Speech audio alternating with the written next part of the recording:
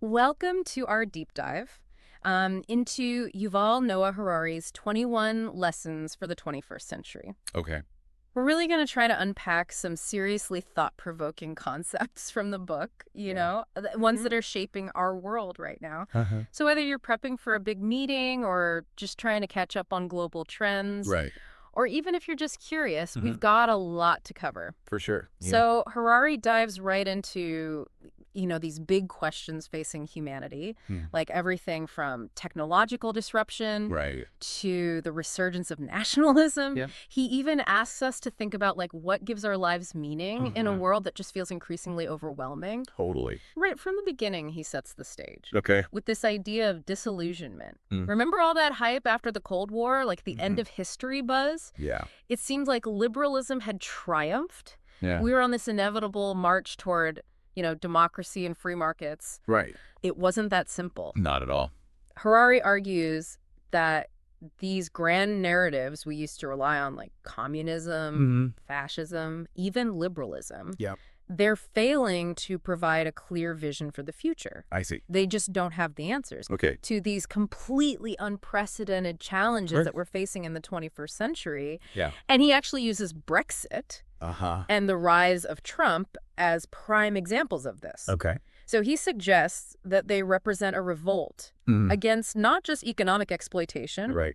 but against irrelevance itself. That's really interesting. Yeah, and it's this crucial point. Okay. People are feeling left behind by globalization and the rise of automation. Right. They're scared of becoming irrelevant in this rapidly changing world. I see. And so they cling to nationalism as a kind of refuge. And makes sense. And it really makes you think, Yeah.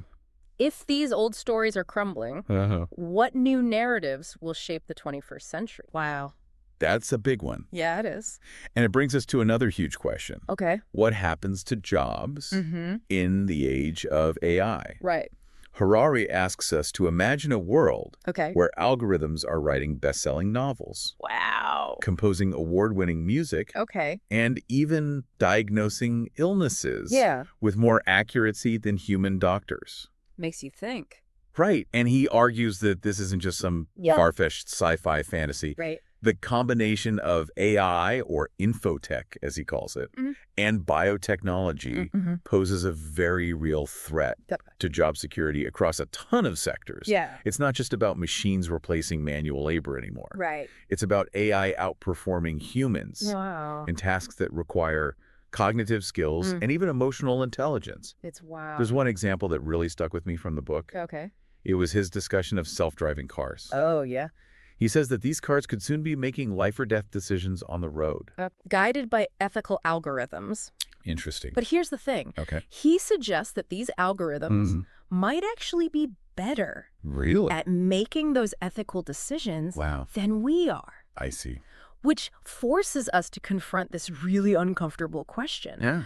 Are we even prepared to compete with these increasingly sophisticated machines? Yeah. And what skills will we need Yeah. to thrive in a job market that's increasingly dominated by AI? Totally. It makes you wonder if we're on the cusp of a future Yeah. where some jobs just become obsolete, but it's not just our jobs that are at stake. Right. Harari also dives into this potential dark side Okay. of big data. Yeah. He asks us to imagine a world where governments and corporations can monitor Wow. your every move, Okay. your every emotion, even your thoughts. Right. It sounds like science fiction, Yeah. but he argues that the rise of big data is making this a very real possibility. Right. So his key point is that data is becoming like the most valuable asset in the 21st century. Right. Whoever controls the data controls the future. Wow. That's scary. And it's already happening in these subtle ways. Right.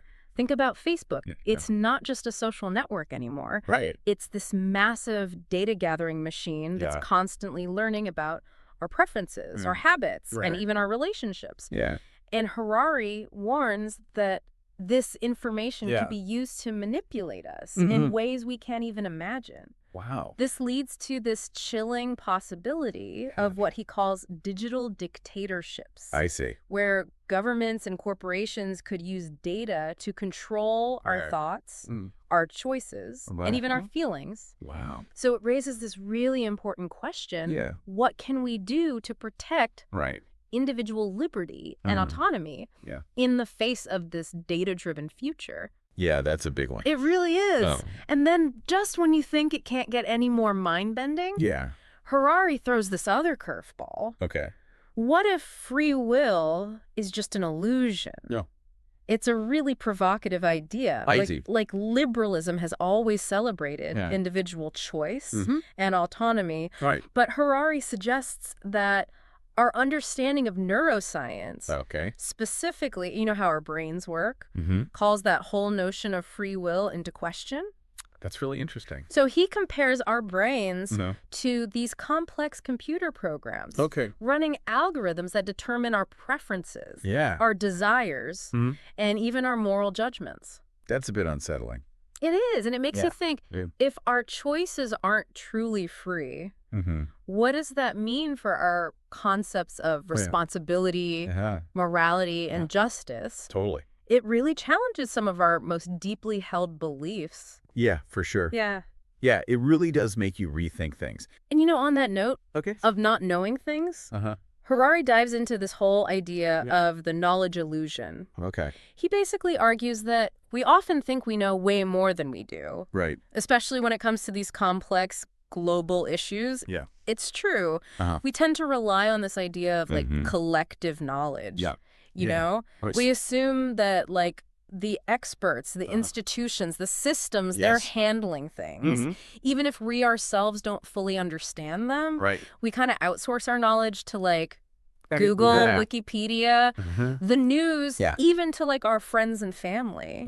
We just sort of assume that someone else has it all figured out, even if none of us actually do. That's a good point. And that can be really dangerous when it comes to these big issues. Right. Like think about climate change, genetic engineering, AI. Right. We might have really strong opinions on these things. But how much do we actually understand? The science behind them, the economics, the ethical considerations. Yeah. It's kind of humbling. It is. To realize how much we don't actually know. Right. So how do we even begin to overcome this knowledge illusion?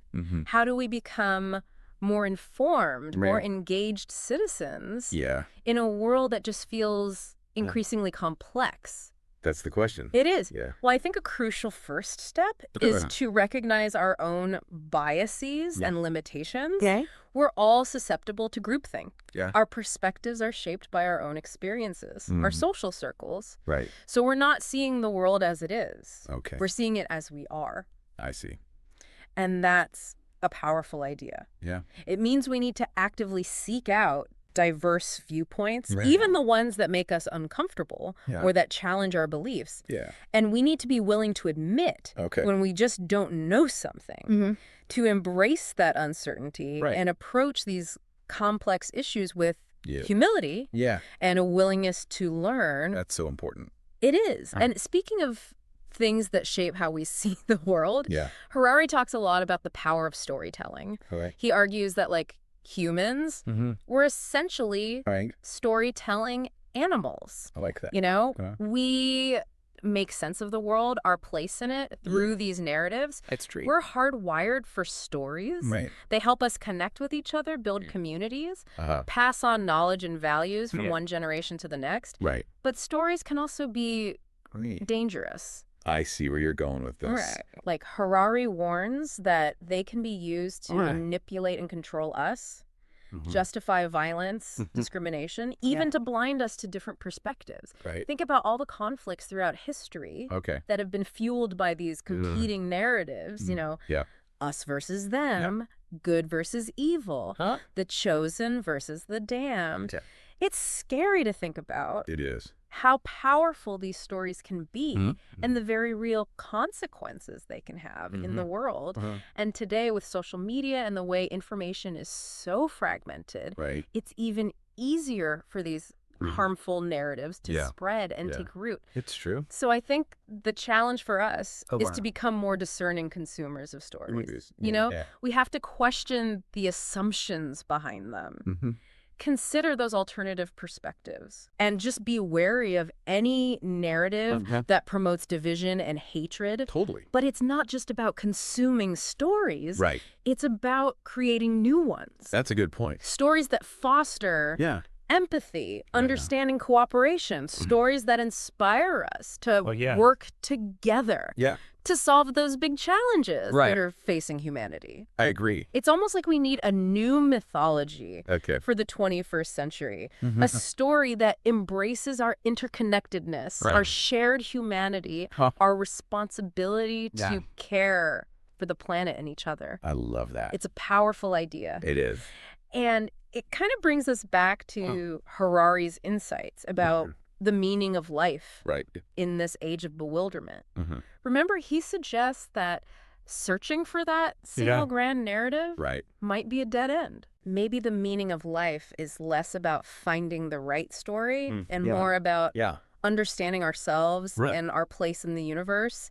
He really encourages us to look inward, cultivate that self-awareness, through practices like meditation. I like that. And to find meaning in the present moment rather than clinging to those outdated narratives. I agree. So it's a radical idea, but also incredibly liberating. It is. You know, if we let go of the need for certainty and embrace the unknown, it opens up so many possibilities. It really does. Yeah, it can be really tough. Especially when it feels like everything's connected and one misstep can have these ripple effects across the entire globe. So the question becomes, how do we reconcile our national identities with this need for global cooperation?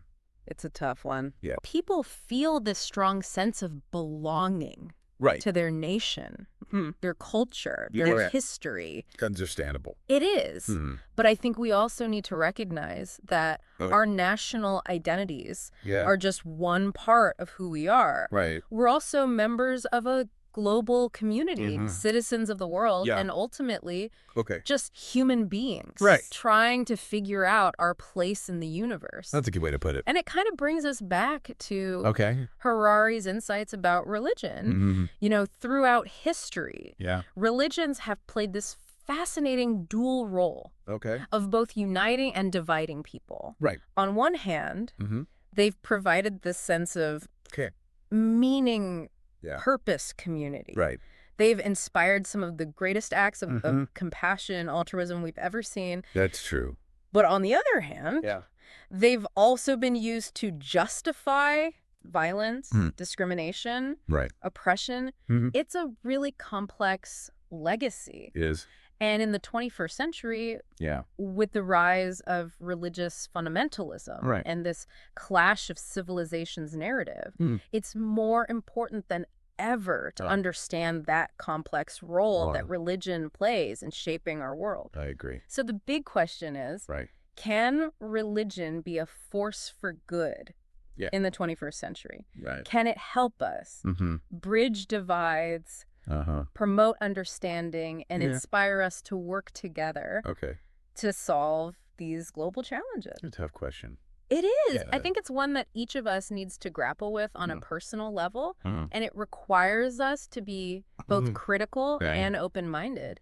We have to acknowledge that potential for both harm and good exists within any religious tradition. That's true. It also requires us to look beyond those specific dogmas and doctrines that often divide us and focus on those shared values of compassion, empathy, and love that are at the heart of so many spiritual traditions, you know? Yeah, I agree. And that kind of leads us right back to one of the most significant challenges that Harari highlights, the post-truth era. It's disconcerting, to say the least. It feels like we're living in a world where facts don't matter as much anymore. It's all about feelings, alternative facts, propaganda disguised as news. Can be really hard to know what to believe. It's overwhelming sometimes. And Harari argues that this is an incredibly dangerous trend. It erodes trust in our institutions. It undermines democracy. And it makes it so much harder to solve. Yeah. These complex problems we've been discussing. I agree. So many factors are fueling this. Right. Like social media algorithms that trap us in these echo chambers. Yeah. The decline of traditional journalism, the rise of political polarization. It's a perfect storm of misinformation. It really is. And it creates this world where it's so difficult to know what to believe or who to trust. It's true. So how do we even begin to navigate this post-truth landscape? It feels overwhelming at times. It does. I think developing critical thinking skills is absolutely crucial. Yeah. We need to learn how to evaluate sources, how to identify biases, how to distinguish between fact and opinion. That's so important. We need to become more media literate. Exactly. And recognize how information is being presented and potentially manipulated. But it goes beyond that. We need to be willing to have these difficult conversations, even with people who hold completely different views than our own. I agree. It comes down to listening with empathy. Yeah.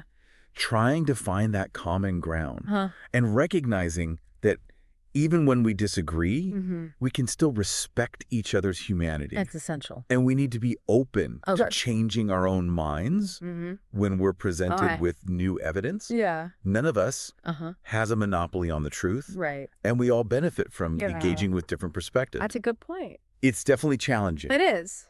But absolutely essential in this age of post-truth. I agree. And it kind of brings us full circle to one of Harari's most compelling questions. Right. What is the meaning of life in a world that feels increasingly chaotic and uncertain? Right. If the old stories are crumbling, the future feels unpredictable, and truth itself seems to be up for grabs, where do we find meaning and purpose? That's the big question. It is. Harari suggests that maybe the answer isn't about finding the right story, but rather about cultivating a deeper understanding of ourselves. He's a huge advocate for meditation as a tool to develop self-awareness and find inner peace. I like that. He encourages us to focus on the present moment, to appreciate the beauty and wonder of the world around us, and to find meaning in our relationships with others. That's beautiful. It is. It's about taking a step back from all the noise and distractions, taking a breath, and simply being present in the moment. I love that. And in that presence, we might just find the clarity and wisdom we need to navigate these very real challenges of the 21st century. A powerful message. It is. This deep dive into 21 lessons for the 21st century has given me so much to think about. Me too. Harari's book is like a real mind bender. Yeah. It challenges our assumptions. It pushes us to think critically. And it ultimately helps us make sense of this complex world that we live in. Definitely. One of the biggest takeaways for me is that we're not powerless in the face of all these challenges. We still have the ability to shape the future. It's about making conscious choices, being aware of the consequences of our actions, and working together to create a world that reflects our values. Of that. And it starts with being informed, engaged, and compassionate citizens. Totally. But it also requires humility. Right. You know, recognizing that we don't have all the answers. Yeah. And that there's always more to learn. It's a journey. It is. Wow. So to our listeners out there, I hope this deep dive has sparked your curiosity and inspired you to explore some of these ideas further. 21 Lessons for the 21st Century is a book that will stay with you long after you finish reading it. It's a call to action, a challenge to think differently, and a guide to navigating the complexities of our time. For sure. So the future isn't something that just happens to us. It's something we create together. So let's get out there, engage with the world, and make it a better place. I love that. Until next time. Okay. Fellow deep divers, keep exploring. I will.